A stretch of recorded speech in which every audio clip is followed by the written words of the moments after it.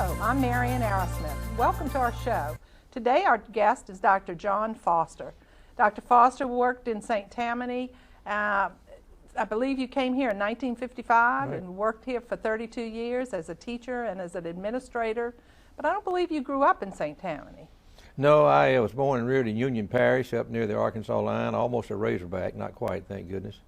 Came down to teach after I'd finished college at the Southeastern. I get to Southeast Hospital where I worked, mixed up with Southeastern, but I finished college there and went back home, and the teacher was so impressive that I said, I can't be that type of teacher at the lab school. She was so good. But after a year working with my father, I decided I'd come back down and try it, and I applied, and St. Tammany answered, only one, by the way. Such a rural parish back in those days, and they needed teachers. But anyway, I came in 55 and began teaching at, during the, when you go into some of the things that how I started teaching and where. Okay. Started teaching at Covington High in the morning, three civic classes. Then I had an 8th grade class before lunch. That was together. The junior high and the high school were together back in those days because they didn't have a junior high. And then in the afternoon, I would go to teach 5th grade down at the elementary school where the school board is today. It was a grammar school then. So you actually taught elementary, junior, and high school all in one day? Elementary, all the same day. And the junior high and high school was called Lyon High School at the time? That's correct. And it's where William Pitcher is today, That's correct. Is that correct? Yeah, that's right. Okay. You had some interesting experiences. I think the next year you just went to elementary, is that correct? Yes, after I taught those, they'd like to kill me, but I made it, and it was a good experience. But I went down and began to teach in the elementary school. In fact, I was the first one in '57, the first group of teachers that opened the new elementary school. And so we had a new elementary school. Which is where it is today. That's correct. And they closed the grammar school, and I guess for repairs. And eventually I was in the group of teachers, 7 of us, with Mr. Alfred Dubazon, the principal, that opened up the first junior high in Covington as we grew. Because when I came to Covington, Slidell was 4,000 people. Covington was a big city of 6,000. And Madisonville was sort of a fishing village where I got my fish bait. And Mandeville is where we bought our crabs at the lakefront. And it had a C-class school and had one substitute on their boys basketball team. And I used to feel sorry for them when they played Covington High because they had only one substitute. But it was quite rural. They had a lot of horses, cows, and chickens, and not very many people when I came here. But I came from a rural parish, and it was home to me. Yeah. Okay, I think in your first 6th grade class, you had somebody who's now in central office, didn't you? Yeah, and a few years from now, it probably won't make much difference for us to mention it, but Bill Brady came back from this country from somewhere where his father was working. And my 2nd year teaching in the 6th grade, he was in my class. And that classroom, by the way, is now where Miss Sloan's conference room is. So when I go by that conference room, it brings back old memories. And wasn't that used in some kind of trial? Yes, 1959, they had a sanity hearing for Governor Earl Long. And back then, NBC, ABC, and CBS pretty much were the only news outlets, television. And but these were just reporters, and they used my classroom for their phones. They set the phones up in my classroom. So I got up there one afternoon and put CBS and ABC phone in my ear and took a picture, and I can't find the picture. I wish I could, but that was quite an and we'd go down and see murder trials and things, and it's a class experience for those kids. And they use it. So I've been here, they've had 3 courthouses, and that was the first courthouse, and that's why they were rebuilding the one downtown on Boston Street. That was new at the time, and now, of course, it's served its time. Now we have another new one.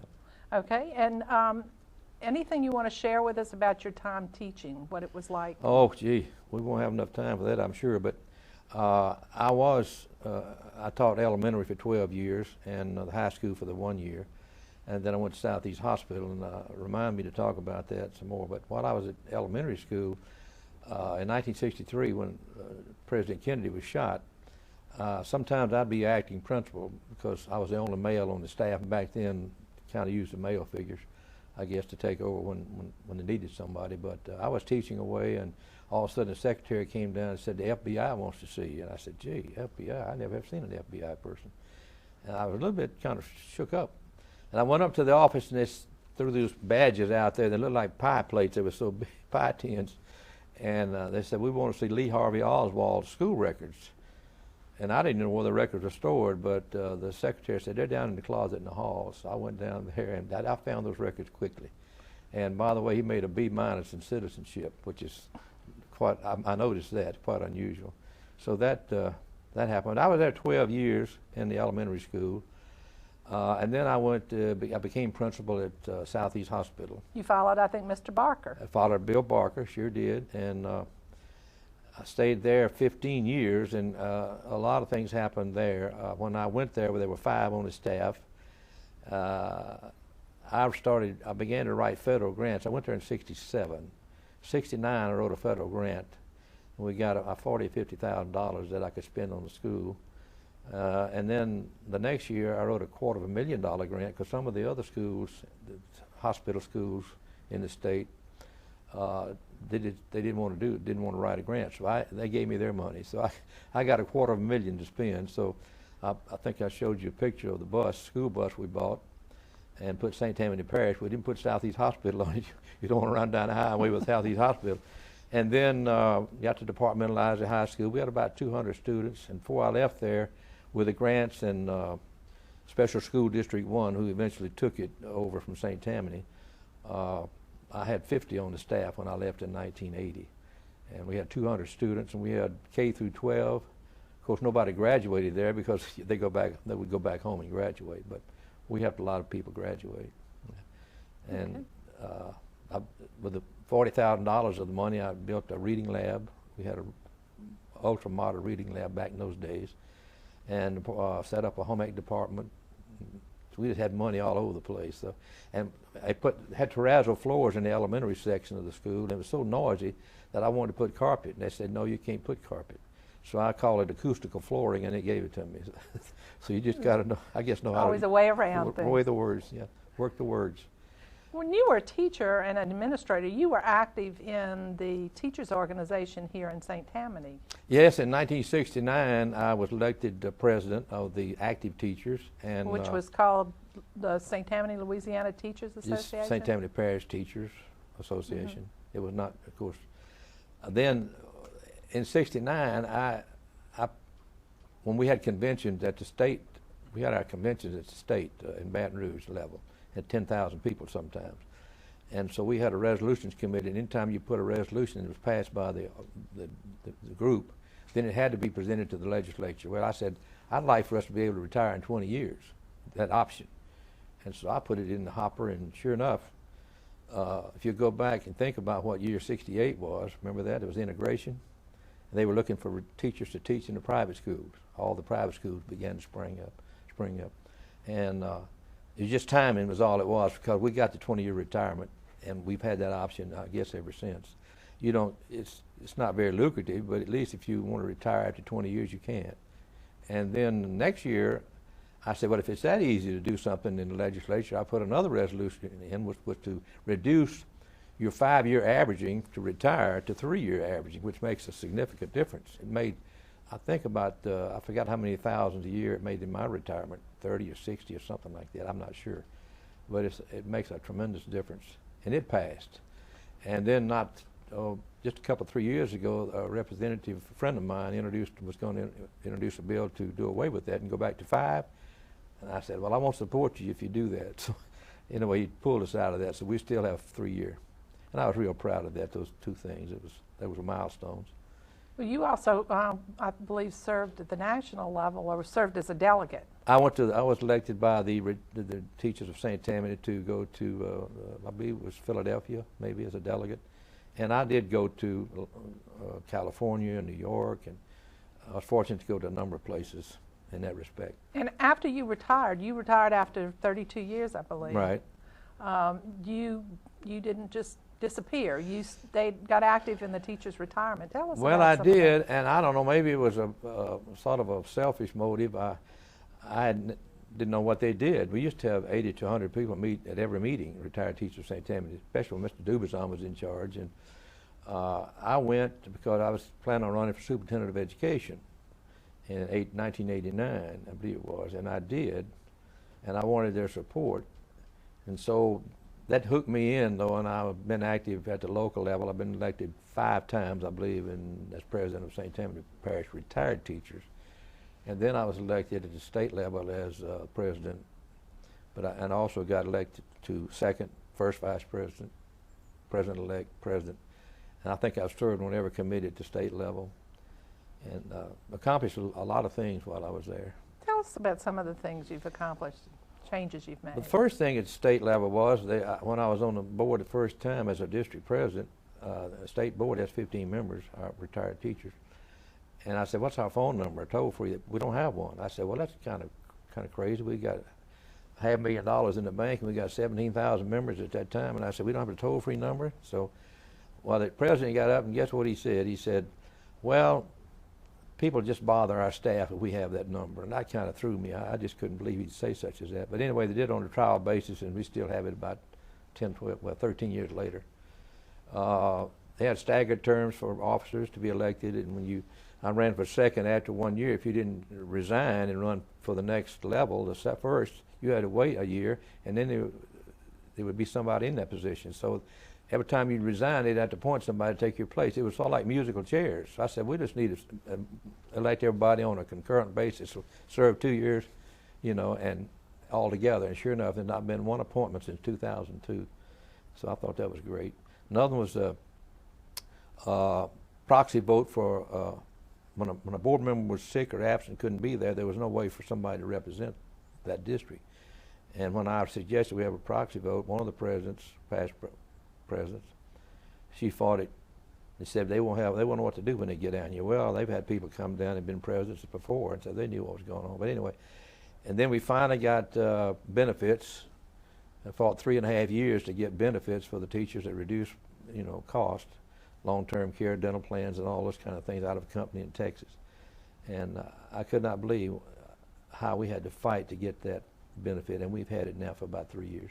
So you've worked with politicians a lot over the years. Oh, I love as well. that. I love politics behind the scene. I'm so glad I didn't get elected superintendent because they did make it a appointed position, so I wouldn't have been elected anyway. So you were in that last group that got ready to run before they changed it. They let us know 2 weeks before the election that it would be appointed. And so I talked to Jim Brown. I traveled the state one time with him for a week when he was running for governor. And I called him, I need to know some things. He said, "What?" "I want to see how I did statewide, because I heard that we have been on the absentee ballot, but we weren't on a machine."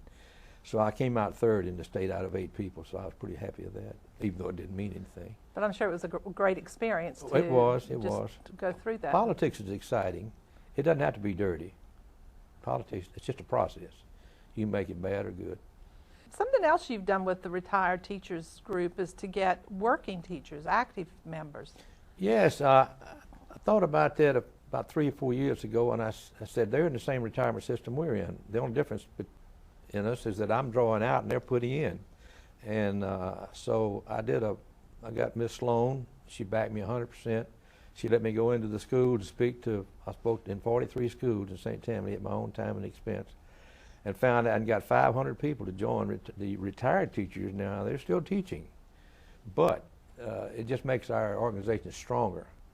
And as a result of that, a company in Texas that provided us with the benefits asked me to come out and speak about how I did it, and I did. And so that was 2 years ago. And past October, they invited me to come back and see how I made out, because I offered to teach, and I did teach and train speakers all over the state.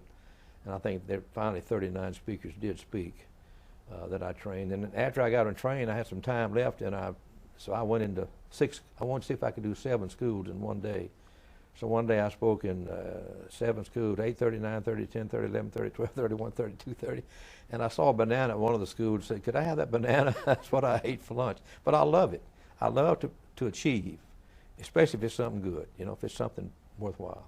Yeah. Well, we appreciate the work that you're doing around the state. You've won a number of awards over the years. I believe you won an award when you were a teacher. Yes, when in the trip, I'm glad you mentioned that. And the reason I won that award, the Outstanding Young Educator Award by the JCs, given by the JCs back in 1967. And I won it basically because I was about to quit teaching after 2 years because I realized I couldn't manage a classroom. Them kids were driving me crazy. And that summer I said, I've got to do something or quit. So I thought about the lab teacher that taught me at Southeastern. And she had taken her kids, her students, across Louisiana to Cajun country for 3 days as a field trip. And we had 7 of us that were working under her, and the kids voted for me to go with them. One could go. So I got that experience. And I thought that summer, well, maybe I could do that with my class. And sure enough, I thought, well, north is Mississippi, and there's 200 miles of Texas, and the Gulf is below us. Florida is not but 200-something miles away. So that third year, 1957, I came in and said, how would you kids like to go to Florida this year on a field trip? And they looked at me like I was nuts. And I said, how many have ever been to Florida? 5 people. I had never been. And 2-lane highways back those days. And so we put on a little play and charged a nickel apiece. And make a long story short, the first trip cost us $300 for the bus driver, the bus, and the motels, and the meals. And anyway, as a result of that, I did it 10 years until I left the classroom and went to Southeast Hospital. And I got the award for that. And then you've gotten some awards since then. You've got an Well, award this one around I'm you. very proud of. I happen to be the founder of that one. I'm always looking for something to do when I go into an organization. So if you don't want me to change things in your organization, don't invite me to join. This is the name of fame. We don't have a hall to put it in. So I said, well, name of fame, to honor teachers who have done worthwhile services over the years. And so this has become quite popular. Not many people have it. And that's by the Retired Teachers, Louisiana It's Retired. given by the Louisiana State Retired Teachers Association, and each district selects their candidate, and that's how it's given. And the Foundation Award, I think there's a picture of that in the newspaper here.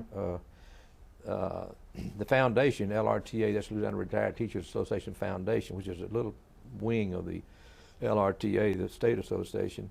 They gave me the Foundation Award, which they only give one person a year. So I think I've gotten it's been 5 or 6 people gotten it so far, so I'm proud of that.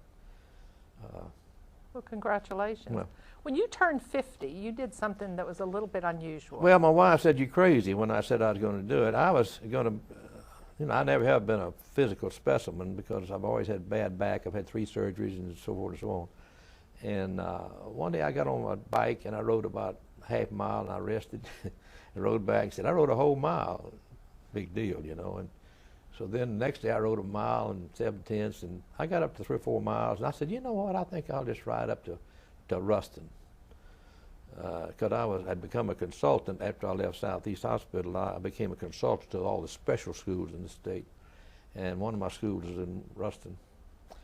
And so you crazy. Well, I really got in earnest then and started practicing. And I practiced on a single speed, but finally I got a 10-speed. And I never would have made it without the 10-speed, but I practiced 2 weeks on it, and I took off, and 6 days later I was up in Ruston, 300 miles by myself. And I wrote a manuscript, and I write manuscript, but I never published them. But I wrote a history of the trip, and it was quite an exciting trip. Yeah. But you didn't ride the bike back home. No, some people, just about everybody asked me that question. I said, I'm dumb, but I'm not stupid. So somebody put it in the trunk of their car, and I came back with them. But I wish I could do it again, but I don't think at 77 I'm going to be able to do it. Well, didn't you do one more bike Yeah, trip? the next year, I said, well, I'd like to ride 100 miles in a day, because on that trip I rode, I think 63 miles was the longest I rode. And so I left that morning, and I don't have time to tell you those towns I went through, but I went 101 miles that day, and that night to kill me. I got where when I stopped to rest the last 25 miles, I couldn't even sit down because I couldn't get up, so I stood by the bike. When I got home, I got in that hot water. If you'd have wanted that hot water, I'd have shot you, because that was the best feeling stuff I have. Anyway, the next day I went to church, sang in the choir, and I was fine. And you've done some other things since, besides education and bike riding. I think you've been a songwriter and Yeah, there's a lady recorded a song of mine, a gospel song up in Mississippi, and she recorded, put it on an album, and I was real pleased with that. And I wrote a poem that you read, and I was one of my favorite poem. And I did tell some ladies out in the hall a while ago that I wrote one about if I could see air, and and I told you, I think, that at the end of it, it says, if I could see air, I couldn't see you. So I just like to write poetry. And I've written 5 manuscripts, and I'm working on one that I wrote in '93 that a person in West Monroe, is interested in getting it published. And it's a true history of my grandfather who abandoned the family in 1920. And my dad found out 68 years later what happened to his dad. And so I wrote a novel. I didn't write a genealogy. I'm not much on genealogy. You do the genealogy, I like it. Genealogies, you can't satisfy unless you can get them back to Adam and Eve. And that's the only way you can satisfy the genealogy. Anyway. But you've also been involved in singing and camping and sang in a golfing. quartet 5 years at Red Bluff Baptist Church, and we'd go to revivals, and they'd invite us to come sing. And of course, I was an avid sockeye fisherman. Not many people, most people fish salt water. I liked the fresh water, and I did that. I used to hunt a lot, but I had hepatitis one time, and I got out of the habit of walking in the woods, and so I just quit doing that. And I just like to look at the squirrels playing out in the yard. You play golf? Played golf and won some tournaments. And I believe when you built your house, you built something a little unusual out there to help you with your golf. I built a 3-hole golf course that you could play 9 different ways. Yeah, not to kill me, keep it. My wife too. She'd take us 8 hours to mow the course, and then I had to keep up the course with a special machine somebody gave me, which was cut it down real short. And I'd get friends to come over, but by the time I'd get over to play, I was so tired of keeping it up. But it made the place beautiful. But I sold the place and they didn't keep it up. I got pictures of it though. I should have brought one of those. Maybe I will. You also did some camping, and I believe got involved with some politics. And right. Met with the governor. Yeah, there's politics and everything, and like I said, it's good to have political process. I camped. My wife and I began camping, and I noticed in the campground some things that I could do better or should be done better. And so I got an appointment with Lieutenant Governor Blanco, and I think I have a picture of that. And she sat down with me, and we talked for about an hour about, I saw a lot of the trees in the parks that were leaning and were very dangerous, and I don't know, a number of things that could be made better. And like I said, if you want me to say something about something and to make it better, just invite me to be a part of it, because the first thing I look for, how can we do better? And a lot of people don't like that. They're in a comfort zone. And so if you want to be popular, you go in and just kind of go along with the group and have fun. But I was talking to my son yesterday. I said, when you step out and lead off, you get crucified, but it's worth it sometimes.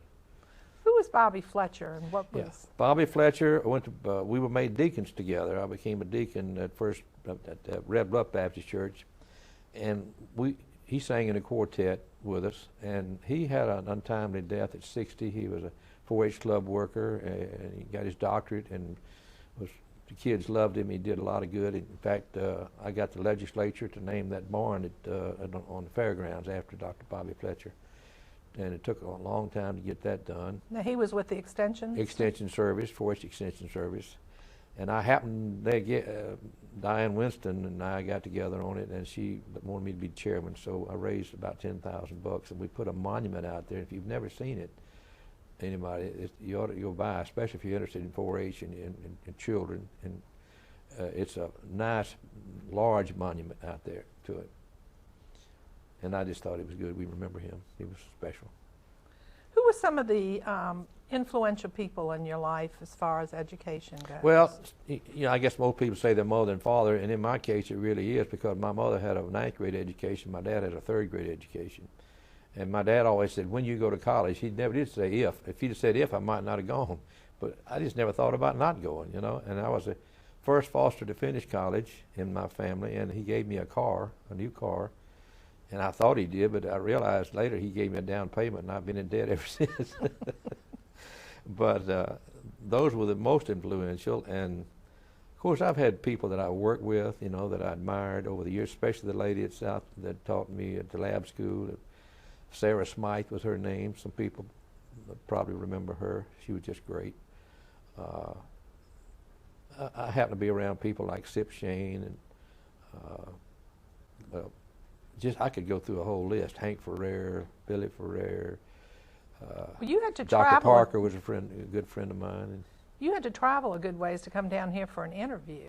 Yeah, I did. I wrote, believe it or not, I wrote 3 penny postcards. You're supposed to do all the picture and all the, how you do it. You taught how to do a resume. I wrote down, I said, I finished with a BA and I'm ready to go to work in elementary. And I sent it to 3 parishes that I knew needed teachers, and St. Tammany was the only one that answered it. Henry Mayfield, I think he was the only supervisor at the time. He hired me. Yeah. And did you turn around and go back home then? No, Mr. Mayfield said, why don't you come stay all night with me? And I thought that was great, and he was just that kind of guy. And his wife was even nicer. She was just a wonderful woman. So I stayed right across from the school board, the old school board office, that night, yeah.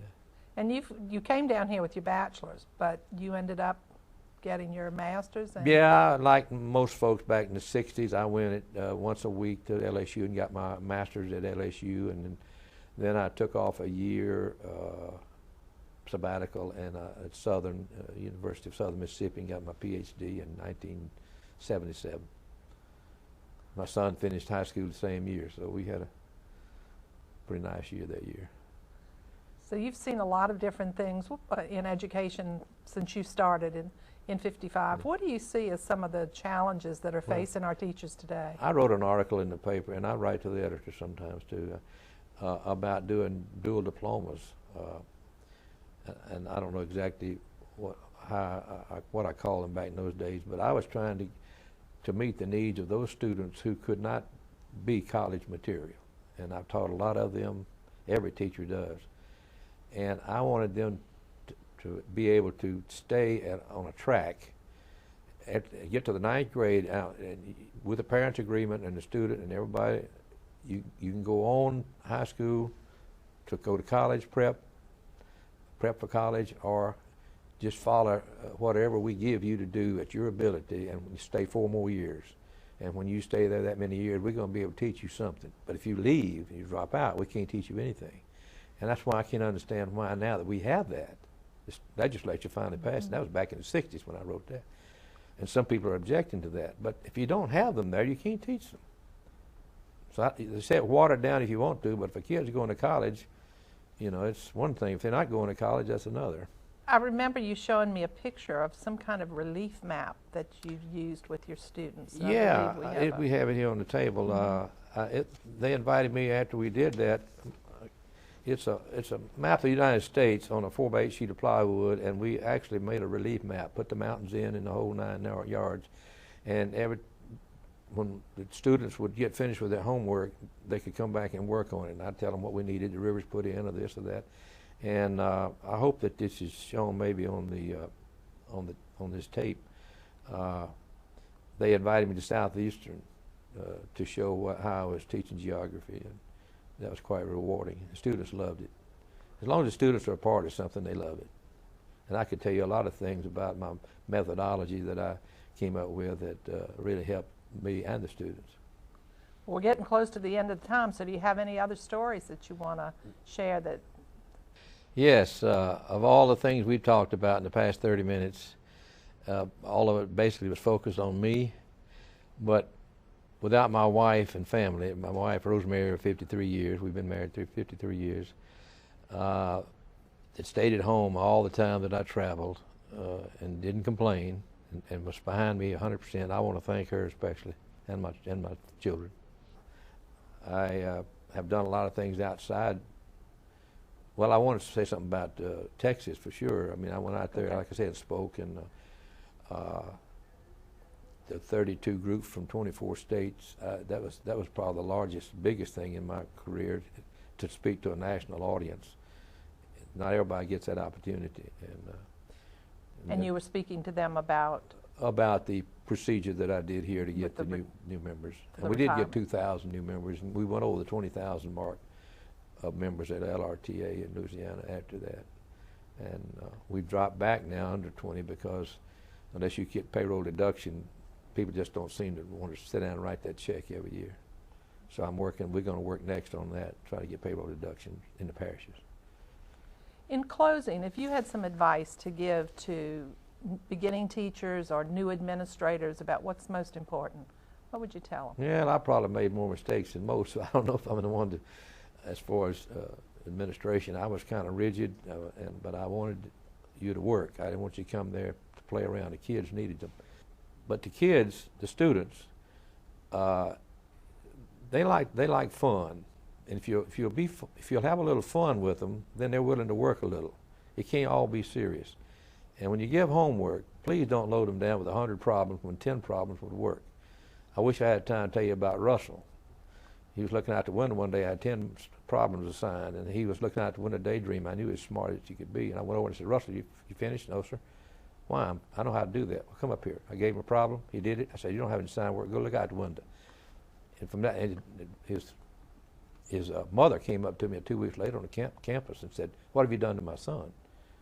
I had no idea what she was talking about, And she told me how before that happened, well, she didn't know what happened. She said he didn't want to come to school. He just had to almost whip him, which she didn't. But now he doesn't want to miss. And for what had happened, I took the pressure off of Russell. There was no pressure anymore. And we need to treat each kid according to their abilities. And that's the biggest advice I'd give a teacher. And having the children have fun, I think the teachers can have more fun then too. When I got bored, they were bored. And so I didn't get bored. I came up with a lot of techniques that kept them on the ball.